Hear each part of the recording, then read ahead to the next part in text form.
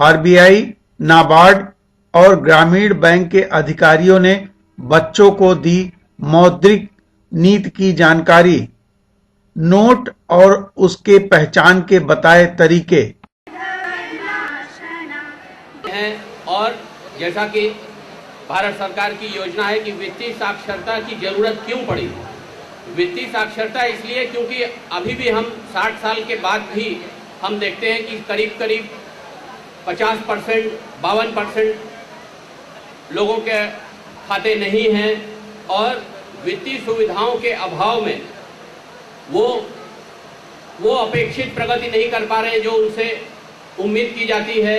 और कोई भी देश अगर उसके बैंकिंग सुविधा चाहे कितनी भी पुरानी हो, अगर घर घर नहीं पहुंचेगी, घर घर लोग लाभान्वित नहीं होंगे, तो उससे जो क्लास कन्फ्लिक्ट है, अमीर और गरीब की खाई बढ़ती चली जाएगी। तो वंचित, असहाय, निर्धन, गरीब सभी लोगों के खाते खोलने का लक्ष्य जो भारत सरकार ने रखा है, इसके लिए भारत सरकार की योजना है कि no frill banks, no frill accounts, कि आप जीरो बैलेंस बैंकिंग करें।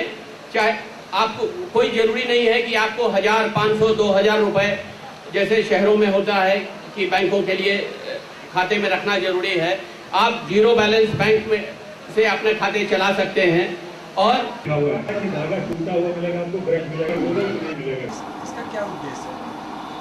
इसका उद्देश्य है कि हमारे देश की जनता को, जो हमारे स्टूडेंट्स हैं, छात्र हैं, जो हमारी ग्रामीण जनता है, इनको वित्तीय सेवाओं के बारे में बताया जाए, वित्तीय साक्षरता देने के लिए। जैसे कि बहुत से लोगों को बैंकों के बारे में जानकारियाँ नहीं हैं, उन्हें बैंकों से जुड़ने के क्या फ़ायदे हो सकते हैं, और जो वित्तीय से उत्पाद हैं जैसे कि इंश्योरेंस है या धन प्रेषण है, इनके बारे में जानकारियाँ अभी बहुत से लोगों को हमारे देश में नहीं हैं।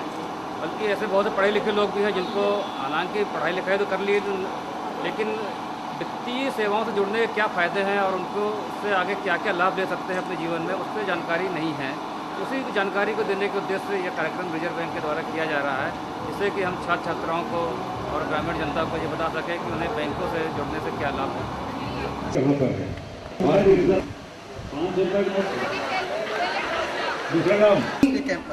आज यहाँ पे उसने भारतीय रिजर्व बैंक ने एक कैंप लगाया था, जिसमें हमें यह जानकारी दी गई कि हम कैसे अपने पैसों को बचाएं, और यहाँ पर गांव के विकास की जानकारी दी गई।